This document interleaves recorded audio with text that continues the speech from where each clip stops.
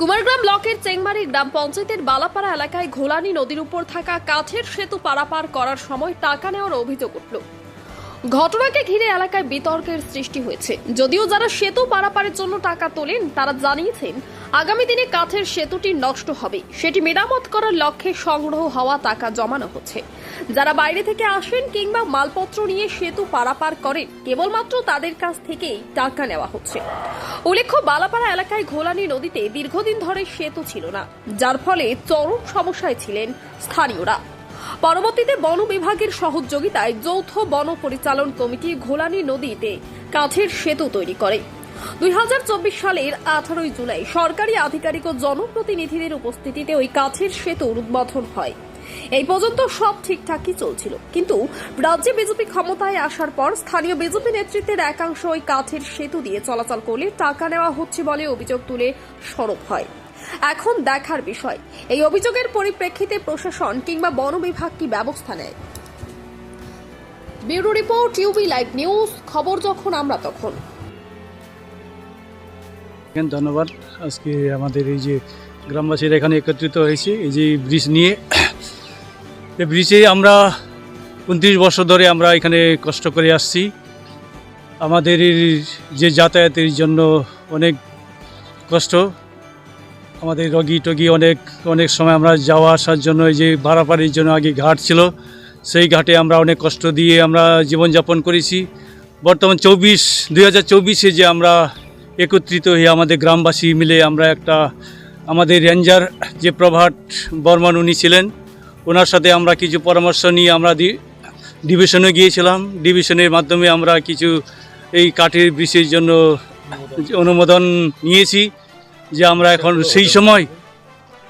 সেই সময় আমরা একত্রিতভাবে গ্রামবাসী সকলে মিলে আমরা একটা যে পারাবারের জন্য যাতায়াতের জন্য কমিশনের জন্য আমরা যে ব্রিজটি তৈরি করেছি।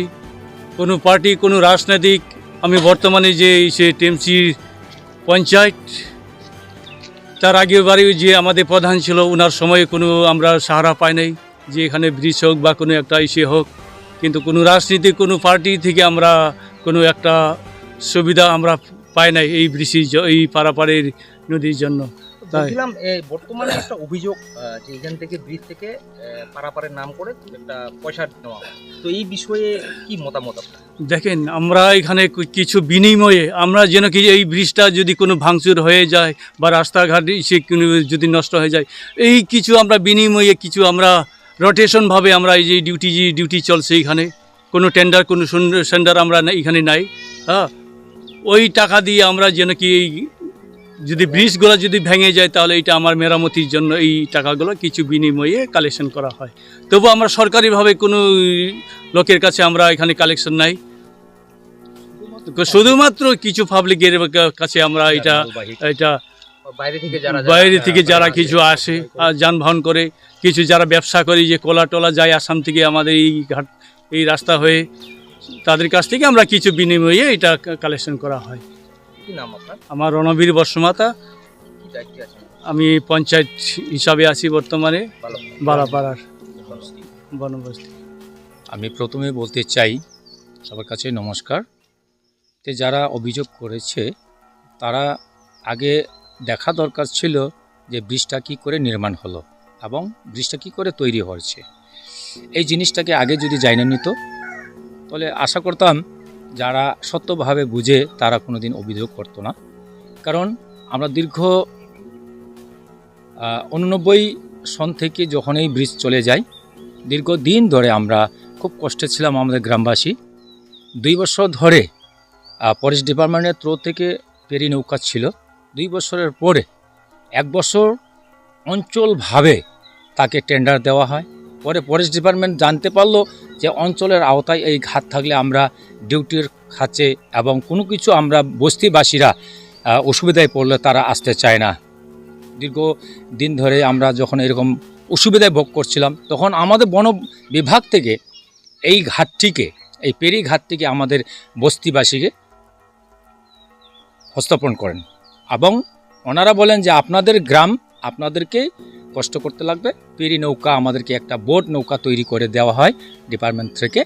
ওই বোট নৌকা 2001 থেকে আমরা গ্রামবাসীরাই চালিয়ে আসছি এবং বিনিময় ওই নৌকা ফেরিঘাট যখন ছিল তখন আমরা কিছু 1 টাকা 2 টাকা 5 টাকা 10 টাকা যারা যেমন দিত আমরা এরকম করে কালেকশন করতাম। কারণ ওখানে যারা ফেরি নৌকা চালাইতো তাদেরকে হাজিরার বিষয় ছিল, তাদেরকে হাজিরা দিতে হইতো, আমাদের গ্রামবাসীরই ছিল। তো এরকম করে করে হাজিরা দেওয়ার পরে যেখিনি পয়সাগুলো বাইচে ছিল ওই পয়সাগুলো আমরা অ্যাকাউন্টে আমরা জমা রেখেছিলাম, তহবিল হিসাবে আমাদের গ্রামের একটা তহবিল হিসাবে আমরা রেখেছিলাম। তো আস্তে আস্তে 2000 সন থেকে আমরা দীর্ঘদিন ধরে লড়াই করে আসছিলাম, আমাদেরকে ব্রিজ দাও, আমাদের কোনো একটা বাচ্চার তাগিদে বাচ্চারা স্কুল যাচ্ছে, হঠাৎ করে রাত্রে অসুস্থ লোক হয়ে পড়ে ঘাড়ে করে আমরা নিয়ে যেতাম ঘোড়ামারা এবং দলদলি দেখা থেকে আমরা গাড়ি পাইতাম। তার আগে আমরা কোনো গাড়ি বা কোনো কিছু আমাদের সুযোগ সুবিধা ছিল না। তো আমরা দীর্ঘদিন ধরে ফরেস্ট ডিপার্টমেন্টের কাছে দ্বারস্থ হয়েছি, ব্লগে দ্বারস্থ হয়েছি, বহু বড় বড় নেতাদের কাছে আমরা দ্বারস্থ হয়েছি, কিন্তু কেউ আমাদের সাহারা শুনেনি, আমাদের কেউ সাড়া দেয়নি। কোনো রাজনৈতিক দল, কোনো সেরকম অফিসাররা আমাদের সাড়া দেয়নি, শুধু আমাদেরকে সান্ত্বনা করে গেছে যে হবে, এর মধ্যেই হবে, এর মধ্যেই হবে, কিন্তু আজও পর্যন্ত হলো না। 2024 সনে বন বিভাগের কাছে আমরা আবার দ্বারস্থ হই, ওনাদের কাছে আমরা প্রার্থনা করি যে আমাদেরকে বাচ্চার তাগিদে বাচ্চারা যে কষ্ট করে আমরা ফেরি নৌকা দিয়ে পার করে হচ্ছে, কোনো দিন হয়তো স্কুলের টাইম আমরা পাচ্ছি না বা কোনো দিন টিউশন আমরা পড়াইতে পারছি না।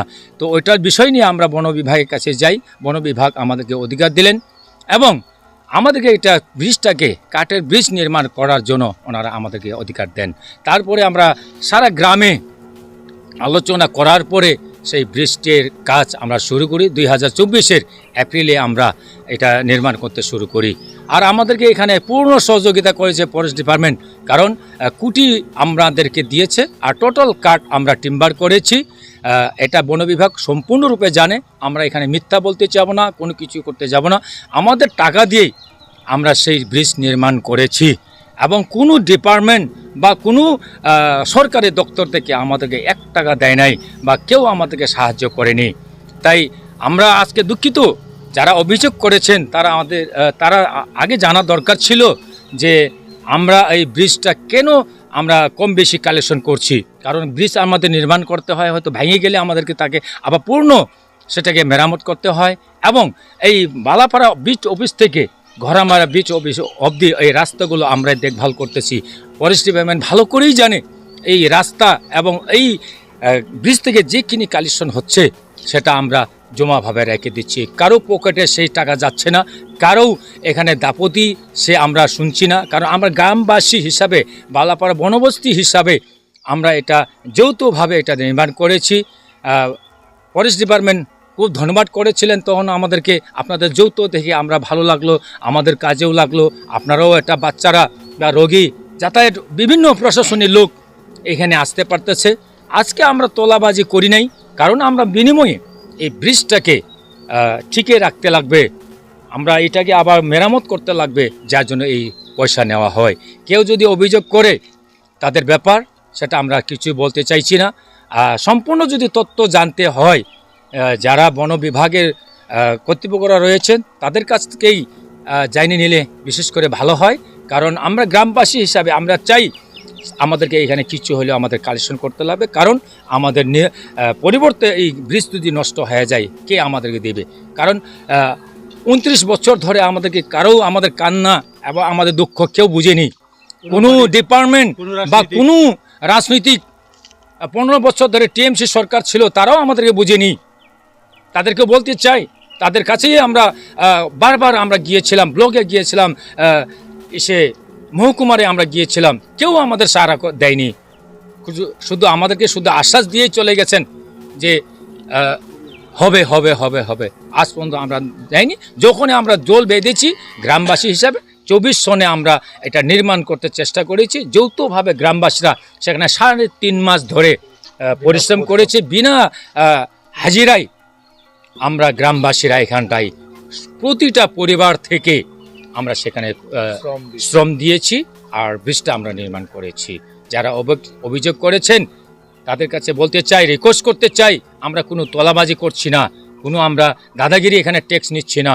আমাদের এইটা যে নির্মাণ আবার যে পরিবর্তে করতে লাগবে ভেঙে গেলে কে দিবে? কারণ 29 বছর ধরে আমাদেরকে জন্য কেউ যখন দেয়নি, আমরা নিজেরাই পায়ে এটা দাঁড়াইতে লাগবে, আমরা নিজেরাই নির্মাণ করতে লাগবে বলে ওই টাকাগুলো আমরা জমাভাবে সমাজের একটা অ্যাকাউন্টে আমরা রাখতেছি। এটাই ওই আমাদের টাকা রেখে পরবর্তীতে পরিবর্তে যেন আমরা আবার ভেঙে গেলে আমরা নির্মাণ করতে পারি। এই যে এই রাস্তাগুলো আমরা Balapara office to Ghoramara beat office, মাননীয় প্রভাত বর্মন এই রেঞ্জে ছিলেন, এখন উনি এখানে নেই। উনি ভালো করে জানতেন যে আমরা এই রাস্তা ফরেস্ট ডিপার্টমেন্ট সংস্কার করতো না বালাপাড়া বনবাসীরা। কি নাম আপনার? রনেন সিং মচারি, বাড়ি? Balapara forest village.